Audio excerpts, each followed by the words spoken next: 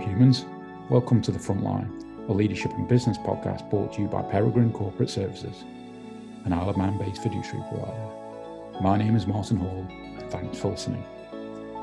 In this podcast, we chat to an array of business leaders from different sectors to learn more about them, their market, skill sets and knowledge.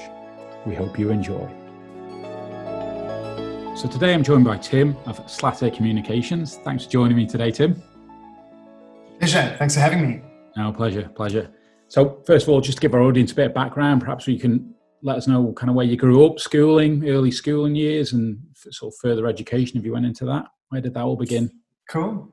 So I'm born and bred Cape Townian, right at the tip of South Africa, and I studied public relations management in the late 1990s and the early noughties. And from there, I moved into musical instrument retail, and I managed a store.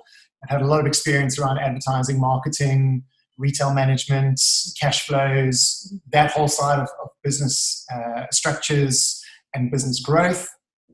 And then it took quite a different turn. I was offered a role as a pastor in a church up in Johannesburg. And my wife and I got married. That was around 2006, 2007. And we moved up to Johannesburg. I pastored a church. I was a worship pastor / youth pastor / everything else. I wore far too many hats and learned a lot of lessons around that. And then we had our children. We've got twins. They are now almost 11. And shortly after they were born, I moved into what I'm doing now, which is, it's called Online Reputation Management, or shortened as ORM. And in a nutshell, as I explain it to people, it's PR, but specifically in the digital space. So we look at how you are building a brand, how you're building a reputation, how you're managing client relationships, internal relationships as well, and how that translates specifically into the digital sphere. So we don't look at the traditional PR of press releases and event organization, fundraising, and those types of traditional PR activities. We look specifically at the digital space, which predominantly looks like your website, blogs, newsletters, email campaigns, and social media. And that's the main area we operate. We've been doing that since 2011. Okay. And slowly but surely, because we're focused on working with small business owners, SMMEs, and a couple of those happen to be financial advisors. And we started to see that there was a lot of duplication in their needs and their frustrations around traditional digital marketing. And you've got to remember, digital marketing is still fairly new to the world. It's only been around 15 to 20 years. And in that time that digital marketing has been around, we have had a radical change in our communication culture. 15, 16 years ago, we didn't have Facebook or Twitter or LinkedIn. There was MySpace, which was kind of like a personal blogging spot, and a couple of personal blogs. But to a large extent, our digital communication was email and SMSs, or maybe MMSs. If you just think about how far we've come, if someone wants to text you, they can text you through LinkedIn, through Facebook Messenger, through WhatsApp, through Google Hangouts, and so many more platforms. And it's really changed not only the platforms and the technical side of how we communicate, but also our communication culture. Just leading up to this session that we're having now, I was able to quickly text you on LinkedIn and ask you a few questions, and we had a little update before this. And 15 years ago, 20 years ago, that wouldn't have happened that way. It would have happened by email, which would have slowed things down. And so in that insider culture, there's a different way of engaging with clients. And we started to see that was aligning very closely with what was happening in the financial planning or the financial advice industry sector, that not only was communication with clients changing, but the way clients wanted to be engaged with, the questions they were wanting to ask, the support they were expecting and wanting to have met by their advisor was changing. And that there was a big gap in communication and language and just the whole strategy around that. And so in 2016, we focused on doing what we've been doing for SMMEs, but specifically for financial advisors. And we created a platform called Contato, which is Italian for in touch or in contact. And it basically, in a nutshell, works on a premise of white labeling content and white labeling design solutions so that we can kickstart a financial advisor in the right directions on the platforms. And then it's followed through by, if we relook at the way they're articulating things, we can then start to address how they're demonstrating their value to their clients. And so I see it as really two sides of the journey. Is the one is the articulation of how you're adding value, and the other is the demonstration. Okay. And that's where we are today. Okay. Maybe before we just dig into some of those kind of looking at maybe even sort of case studies types of scenarios, just to go back to, I suppose, setting the scene from your own development, the public relations that you set, what was involved in that type? You mentioned that as part of your education process. What was involved in that? What kind of skills did you learn out of that? I presume that was the foundation. Yes. Yeah. So that was a 4-year degree. Okay. So inside of a degree, typically, and it's a management degree. So it included a bit of law. It included communication science, media studies. So a lot of journalism from that end. Obviously, PR, public relations, was a major part of our studying, and how you look at it it's relationship centric, okay. And it's how do you build mutually beneficial relationships. So it's the creation, the building, and the maintenance of mutually beneficial relationships between an organization and their stakeholders. So it's internal stakeholders and external stakeholders. That's what PR is. So it included marketing as well. We did 3 years of marketing, 3 years of media. It included journalism, some photography and photojournalism. And so all of these aspects, it included, obviously in South Africa, we did English and Afrikaans, communicating effectively in Afrikaans, which I didn't do too well in, and I'm still not very efficient. And I'm always so impressed when I speak to Afrikaans people at how good their English is. And I wish my Afrikaans was at the level of their English. And so it was all about, relationships and how we use communication to build, to acknowledge, to be cognizant of the other person and their needs, so that essentially building a business that is fulfilling a need, not trying to convince clients that they should buy from you. Yeah. And I think that's where a lot of, what we're seeing in the financial industry change from going, here's a product, please buy it, to, well, what do we need? And what can we consider for you? And what solutions would work best for you, your legacy, and your family setup? Okay. And I presume those overriding principles, you mentioned first you went into retail, that those core, irrespective of what you're looking at, those core principles apply, whether it's retail or obviously now you'll see a lot of different types of businesses that those core principles remain the same. Absolutely. From the retail, one of the things I instituted was a new remuneration package for the staff, which was loosely based on commissions. But the store that I ran, we didn't have electronic sales. Everything was handwritten in a book. Mm-hmm. And I mean, you can imagine walking, I don't know if you're musical or anything, but if you walk into a music shop, there's strings, there's plectrums, there's instruments, there's, probably 100,000 different stock items. And keeping track of that and profits and commissions was incredibly difficult. And one of the frustrations we had was our staff didn't feel like they were being fairly remunerated. Mm-hmm. And so I worked through a system of remuneration that encountered the sales guys as well as the support staff in the back rooms who were doing repairs and unpacking and various other things that were needed to keep the business running. And bringing that now into financial advisors. I mean, there's a lot of front-facing people in the advice industry, and there's a lot of back-office people in the advice industry. And knowing how remuneration is not everything, but it is certainly a part of feeling valued as an employee. Yeah. And that transition then into being a pastor, how did that? I mean, to me, that seems as an outsider just a very sharp left. Yes. Same feeling for you.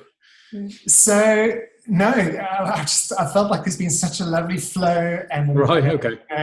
We've had some tough years. My wife and I, it hasn't been easy, but it's in terms of direction. Our hearts have known where we need to be going and what we need to be doing, and heading into the kind of organized religious sector. I like to call it the business of church. Okay. Because it is a business, it's an NGO, it's got to be, it's got to pay bills and employ people and provide a service that it was always, again, it was a PR role. It was helping people, and my boss at that stage, I viewed as God, and and helping people have a better relationship with him, and understand where they sit and where they add value and where they receive value. And so from a PR perspective, it had a natural fit. From a day-to-day, it was radically different, obviously. And I think that also set me up far more to run my own business. Coming out of working for someone else, running their business, managing their day-to-day, managing their staff, and going into the church where I had a lot more freedom with my time, a lot more freedom of how to choose what responsibilities and engagements and people I'm working with. Obviously, a church is a much larger community, and you're seeing them far more regularly than you would typically customers in a retail outlet. Yeah. And then what I learned a lot in that area was, being the worship pastor, I was very involved in the creative side. And so I upskilled very fast in terms of the digital platforms, just to put on a PowerPoint and presentation, or the start of a service, musical, doing the arrangements, recording, all that kind of knowledge and skill was really nurtured and grown in that environment, to where I am now. So it kind of, a lot of the people in the church who had their own businesses would come to me and say, Tim, why don't you help me do a new logo? Or why don't you help me design this? We love what you did in, whatever, and it looked so cool. Can't you do that for our website? And my initial response was, well, no, I have no idea how to build a website. I don't know how to do that, but I can help you. I can give you some ideas. And that slowly grew into helping small businesses become more authentic online. Okay. And so right from the start, that was a big word of importance for me, was authenticity. And did that plant the seed then for starting your own business? Do you think that's where those seeds started? Absolutely. Absolutely. And I realized that there was a need for people, obviously in my own community, but outside of the church, who are wanting to have these kinds of conversations, because through a couple of the parishioners that I helped, they put me on to their friends and their colleagues and say, go chat to Tim, he'll help you. And realizing that a lot of people, first and foremost, just wanted someone to sit down with them and let them know that they're not alone, that they're okay, and they're not the first person to have these issues in their business and be frustrated with it from that perspective with their website at that very base level. But that does lead into deeper conversations. And again, that is a direct replication of what we're seeing in the financial services industry, where you sit down to discuss income or money or earnings or wealth, and it becomes a much bigger conversation and a much deeper and more valuable engagement.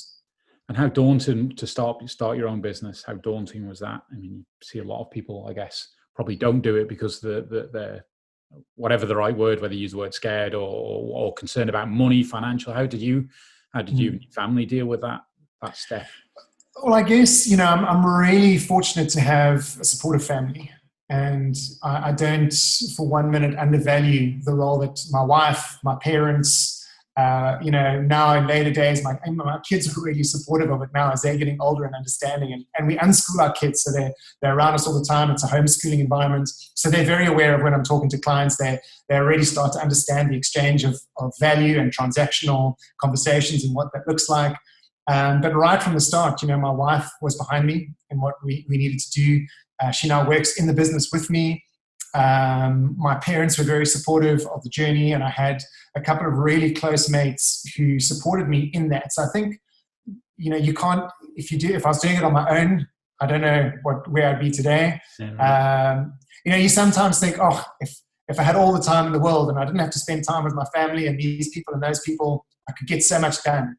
But I find that we gain inspiration from those people. And the quality, exactly, the quality of the work you're doing is far more important than the quantity of the work you're doing. And the world tells us the more you do, the more you graft, the more side hustles you have, the better you're going to be.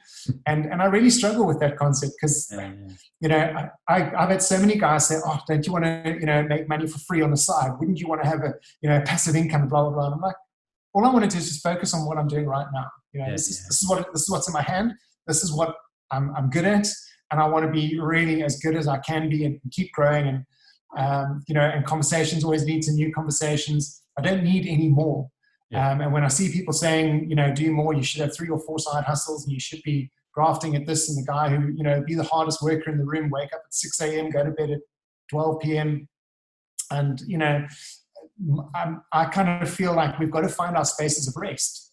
Yeah. I think as you were sharing it earlier with me, just needing to have some me time, because you're going to get sick, you're going to get worn out, you're going to get drawn out.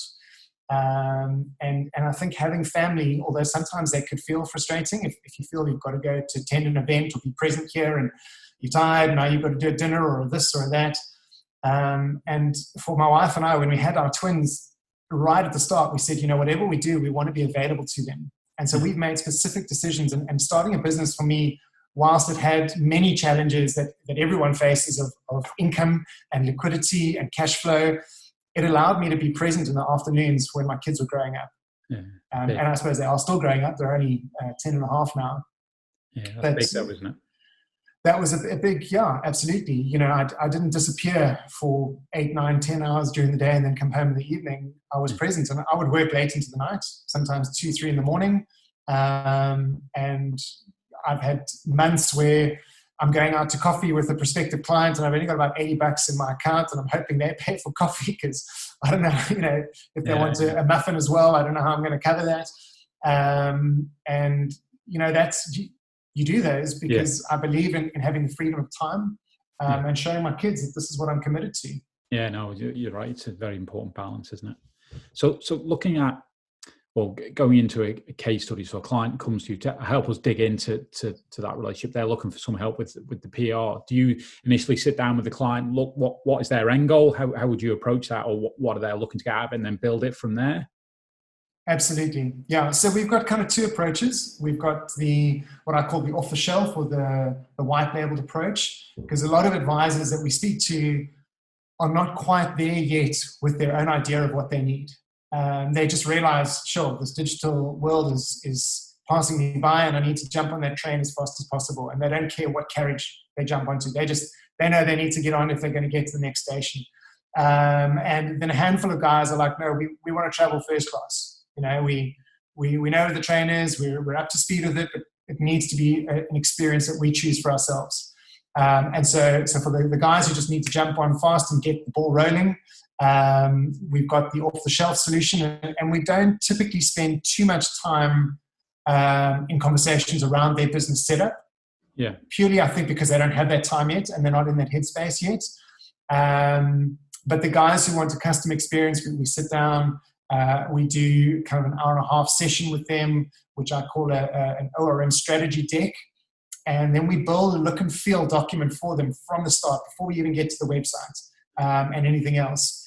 And that helps them start to see, yes, that's exactly what I want to say. Those are the pictures, those are the words, those are the fonts, those are the colors. This feels like me, it feels like my clients, and they're going to engage. And that's a big part of what we ultimately want to try and create in the online experience, that when your client goes and looks at it, they go, that sounds like me. That you're going to help me. Half of your selling is already done. Yeah. And then we want to then follow it up with an environment where we create blogs, and those are called conversation sparkers. I was going to say that, and imagine that's one of the bigger challenges with businesses, and we find it the same, where you can roll out a new feel, a new brand, but it's that ongoing communication that you run the business day to day. You're sort of trying to grow the business, but fighting to deal with clients on an ongoing basis. Got your internal governance, compliance, everything else that goes on that I can't call it non-essential, but non-essential in many ways just gets pushed down the queue. I'd imagine that's often a challenge for you to get. Obviously, one, you can provide support to your clients, but getting their buy-in that they need to dedicate at least some time to that, as you described, I think, follow-up. Absolutely. A lot of people put so much energy and thought and money into their website. And a prospective client typically spends 8 to 12 seconds on your website. And that's it. Yeah. And that's also, again, why our off-the-shelf options have a great appeal, because you're not over-capitalizing in that space. And then our setup with the blogs is we've realized that the financial conversation of value to a client is when I sit down with my planner, when I need to ask them something, when I choose to engage. There's very little value when they phone me up and say, listen, Tim, it's been about a year since we last met. We need to just, have a quick cup of coffee and go through everything and just make sure everything's okay. I hate those meetings. They seems like a waste of time to me. But if I move, if I get a new home, if I have a new child, if I have a retrenchment, if some big transition happens in life, I want to go to my advisor now. And I'm going to pay attention to what they say. I'm going to pay attention to where I'm at in the situation and what I've got, what I don't have. And that time is far more valuable to me. So if we're able to create an environment where the advisor is present of mind, but not pushing, where the advisor is accessible and approachable, got a now relationship where when the client is ready, they can easily reach out because so we've got a monthly newsletter that goes out, and the blogs are there purely to create a conversation or an idea for what the client might want to ask you. Yeah. And so we're just raising ideas and opinions, and whether the client reads the blog or not really a big issue. And this is specifically for the financial planning industry. So for you guys, it might be, when you're a bit bigger and you are a product provider or a services provider, you do need to kind of have some thought leadership in what you're writing. But for most advisors, it's not about thought leadership. It's about coaching the client's behaviors. It's about being available when the clients are going to make a bad decision and they just need you as a sounding board. Saying COVID's happened and I'm seeing my statements are looking already pear-shaped. Let's move everything into cash. That's when your advisor needs to say, listen, I respect you want to do that, but perhaps we can look at it from this angle rather. When you've got that trusted relationship, and that trust is only built, that level of trust is only built by that ongoing communication. Yeah, okay, yeah. So it's communication through what I call the downtime, if that's probably not the greatest term, but... Well, it's not a bad term, absolutely. Yeah. So that your clients feel like you're always there, even though you're not physically there. You don't have to meet with them, you don't have to phone them, you don't have to physically text. And that area of an advisor's business, they can outsource to us and we can run for them. And the client doesn't feel like it's outsourced. If they stop and they think and they go, did you really write that blog? Did you really send that email? They'll probably realize, no, they didn't, but they'd actually be okay with it. Because that's not the value. The value is when I call my advisor, that's when the value starts, actually. Yeah. Okay. And we touched on just before we came on as well, we were talking about personalities, and you obviously, again, deal with many different types of personalities. And I guess you have to reflect when you're rolling out, certainly your bespoke, of how that personality of those individuals are, whether they're, just their focus, I guess. Is that an ongoing challenge? It's not a challenge. It's fortunately something I'm actually pretty good at. But it's definitely a focus of attention. Yeah. And when we're creating bespoke strategies, that's exactly what I'm looking for. Yeah. And that's why I spend about an hour and a half with the guys and I ask them specifically targeted questions and I get them to talk. And you as a podcaster, you'll know how much you can actually learn from someone if you're asking the right questions. Yeah. You don't need days and weeks with that person to start to understand where they're coming from. That's the articulation. I said, remember, there's two things. There's the articulation and there's the demonstration. And, I think my experience and my life leading up to now has enabled me with specific skills to help people articulate where they're at. But it's got nothing to do with the demonstration. So if they're saying these things and they're not backing it up, so like I'm saying, in the downtime, you're saying when a client's hearing from the advisor, now I meet with you, I expect you to fulfill this perception that we've created. And that's what PR is all about. PR is about the perception of value. Because, value is not real. It's what you think it is and it's what I think it is. And those can be two different things. Mm-hmm. Yuval Noah Harari, we mentioned him in one of our chats, who wrote Sapiens and Homo Deus and 21 Lessons for the 21st Century. In his third book, one of his chapters is on suffering. And he says the only real thing to any of us is suffering. Everything else is an imagined reality. Everything else is a perception. And we're living in a world now with Black Lives Matter, with COVID, with some very big, white privilege, things that are being thrown around. And half of us don't even grasp how deeply hurtful some of these things are to some people. Yeah. And being able to articulate where your heart is coming from and then demonstrate it are two vital elements of building a business. Yeah. When a client typically comes to the advisor for help, it's because they're suffering. That's what's real to them. They're either suffering because they've been undermined, they're suffering because they've been fired or hurt and injured and they need to claim on a risk claim or policy. That's real to them. If you talk to me about my portfolio now, it's not real to me because I don't need it. If you talk to me about retirement investing, it's not real to me now because I'm not retired. When I'm 55, 60, 65, then it's starting to become real because then I'm starting to feel the suffering. I'm realizing, oh my gosh, I haven't got enough, or let's just check in, or there's been a market crisis. And so that being able to identify what's real to people and then have a set of tools and skills to deliver on that. Yeah. Okay. It's crucial. And when you look at then helping them with content, and I look at this again as a business, we're offering a product, it's not, the reality is they're not interesting things.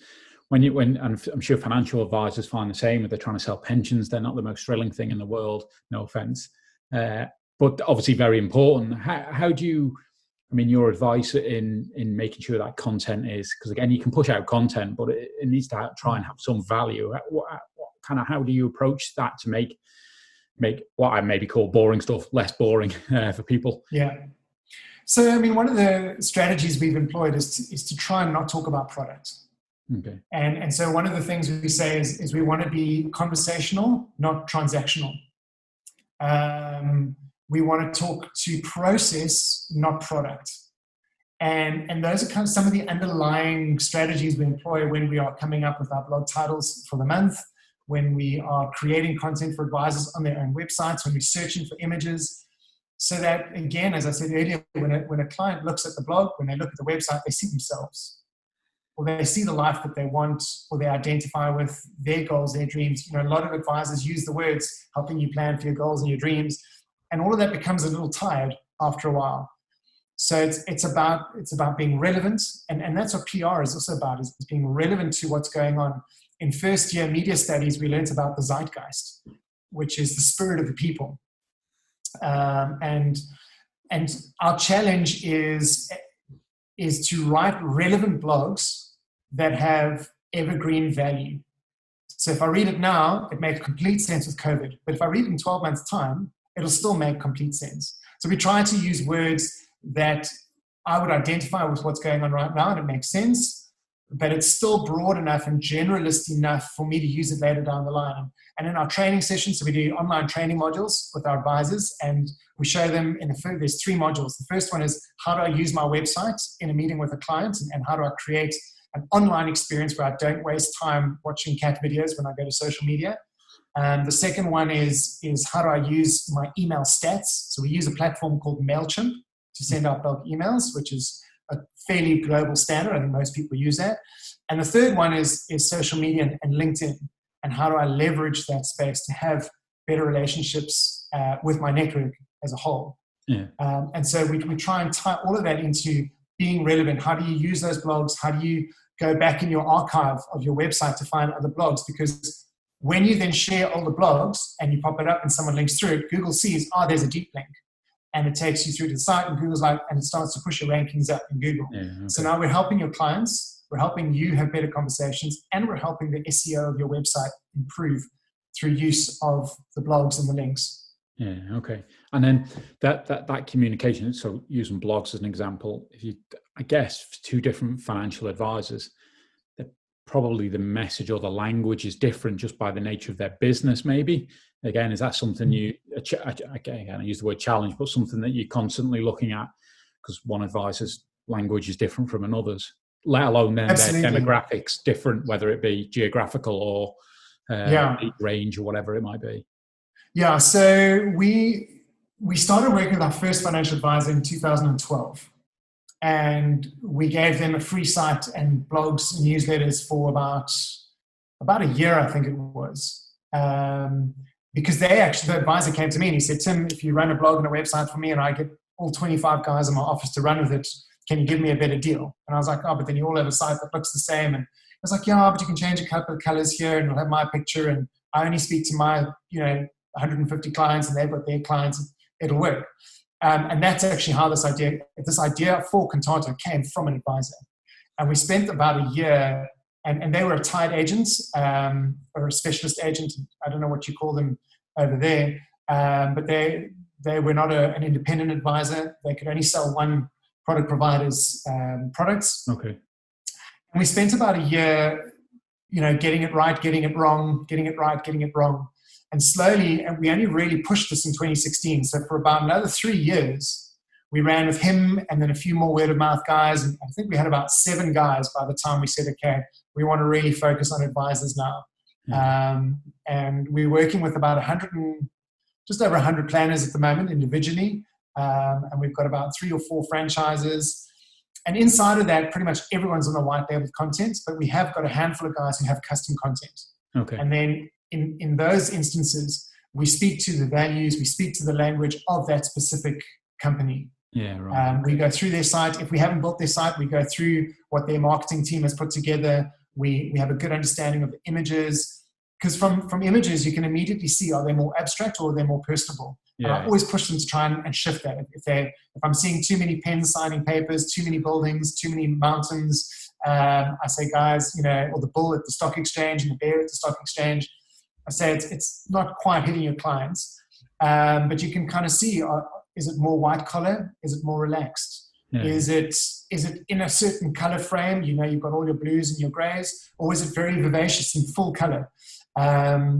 Is your language quite technical, or is it quite accessible? And again, we try and move them away from technical language. So when you start to remove the technicalities, you have a broader audience and a higher engagement. Okay. When you remove the products, you also, because we've got some guys who only work in asset management. They don't do medical risk. They don't do business risk. They don't do those types of products. We've got some guys who are tied, and they might include, credit card packages and loans and mortgages and things like that. And so if you're speaking to a short-term article, which we do sometimes, we write it in context of, if I didn't sell short-term and this wasn't something I would advise a client on, does it still feel like I'm helping my client? Yeah. And we always put ourselves in the shoes of am I a male or a female advisor? Am I in my 30s? Am I in my 60s? What culture do I come from? What language do I speak?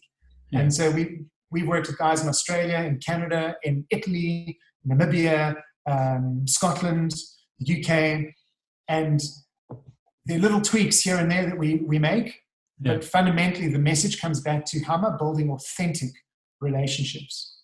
When we're born, we want 2 things. We want attachment and we want authenticity.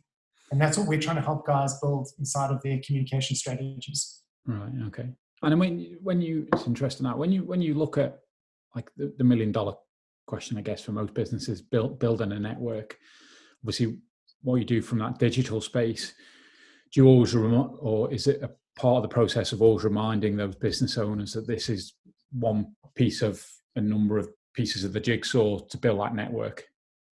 Absolutely. So all the strategies, so we kind of look at 3 key areas inside of an online brand. We look at your website, we look at your email campaigns and your blogging and the consistency. So the cornerstone, the consistency, and then your connections, which is your networks, which is social media. And then all 3 overlap to form a cohesive online brand.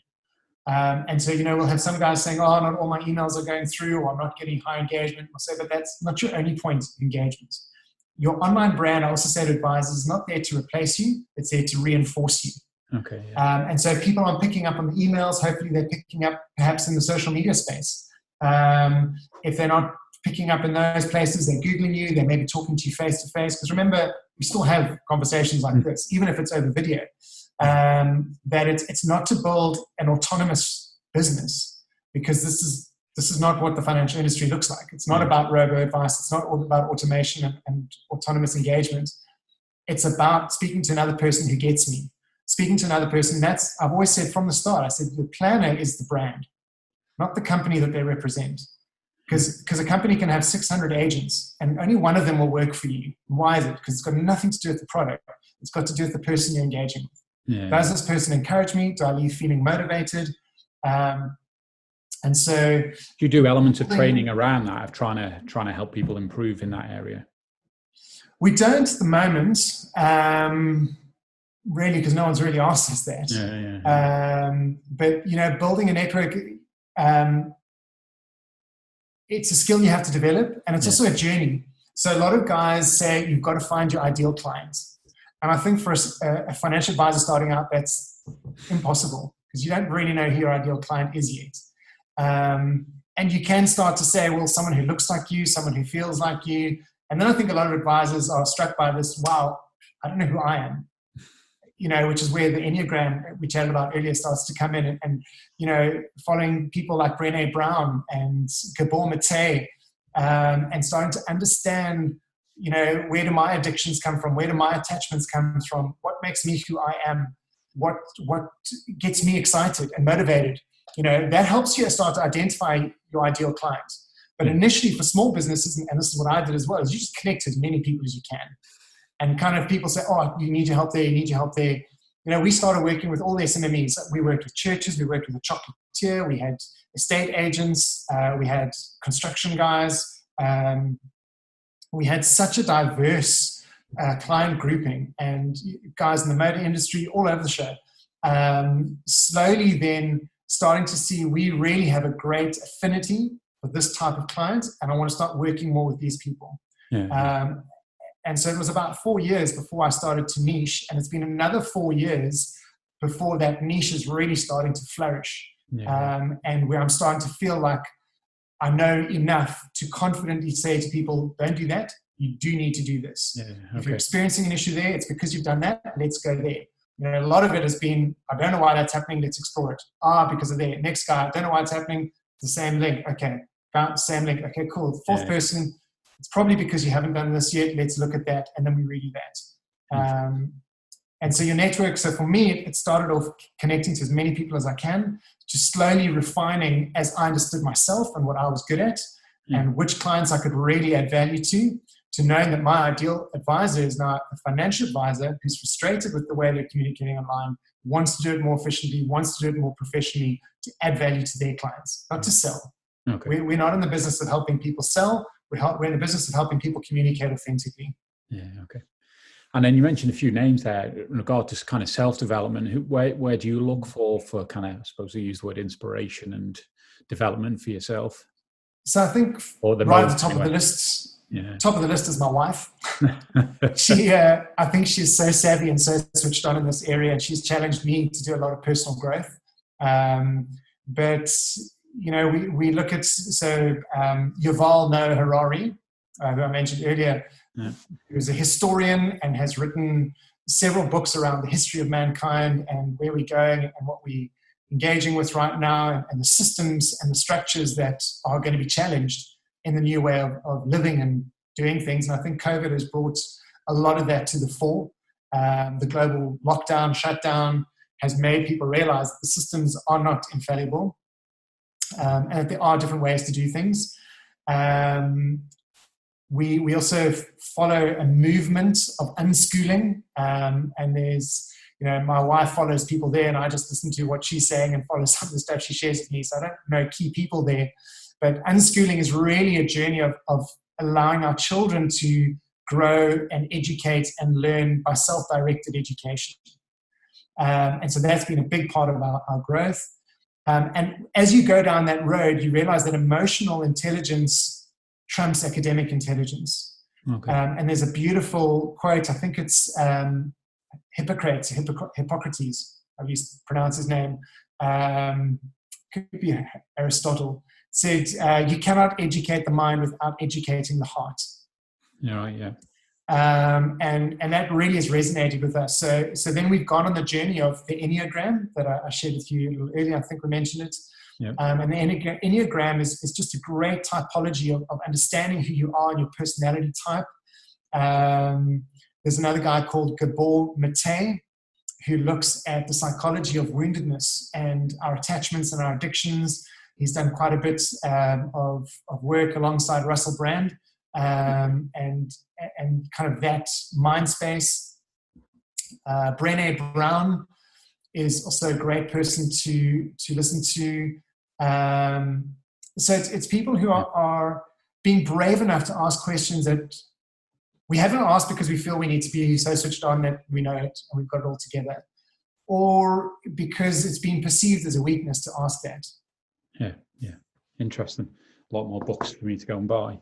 And I guess for the future of your business, again, just continues. You mentioned there that certainly the kind of 2 sets of 4 years where you've been transitioning now, you're kind of very focused. I assume it's just continue to develop that.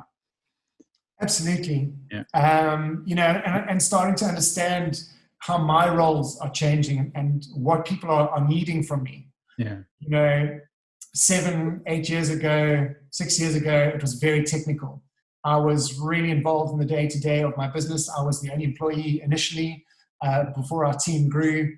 And so, my day-to-day was the ins and outs of running the day-to-day business, to moving into more strategic direction, first for my business and learning from that, and then helping clients. So a lot of what I do in the training for social media is exactly what I did for our own business to build that.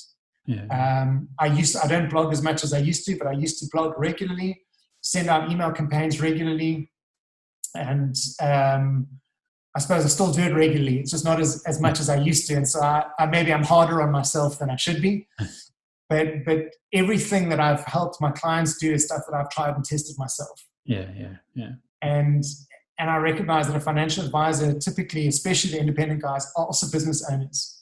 They also need to grow in terms of communication, in terms of leadership, management, and incorporating their teams and networking, building an empire, building a legacy, building a story that they can go to bed at night and think, I'm happy with what I did today. Yeah. I think too many people are stuck living other people's stories or what's been expected of them. Yeah. Okay. And that's a bit of the growth that I've been on and the journey I've been on with my wife, having twins, living away from family, having several people in our family diagnosed with cancer, pass away from cancer, having a miscarriage, moving home, starting our own business, going through some traumatic events ourselves, and knowing that those events don't define us, but we define how we respond to those events. No, very true. Yeah, absolutely. It's crucial, I think. Yeah, absolutely. So we'll add in a footnote to the podcast some of the links to some of the books and references you make there. Also, if you don't mind, if people want to reach out to you, what's the best way? And you mention it now and I'll add it to the footnotes as well. Is that via LinkedIn, I guess, as a start point? Yeah, absolutely. LinkedIn is a great networking space that's working for me at the moment and gives anyone access to me. Yeah. But LinkedIn's a perfect place, and you can put my handle there. Yeah. The website, they can go to that. I find generally people, they'll go to my website and then they'll message me through LinkedIn. Okay. So, they go, we checked out your website. Please tell us more about what you do. Yeah, and then I think, well, it's all on the website. Yeah. What I still need to tell you. But that's telling of what people want. They want a conversation. Yeah, they do. They want someone just to talk to and reassure them that this is the right decision for them on their next step in the journey. Yeah, no, absolutely. Well, I appreciate your time. It's been a really fascinating chat. I'm sure we could chat for a lot longer, but I appreciate your time. It's precious. So thanks for joining us today, Tim. Pleasure. Thanks for having me. Thank you, everyone, for listening.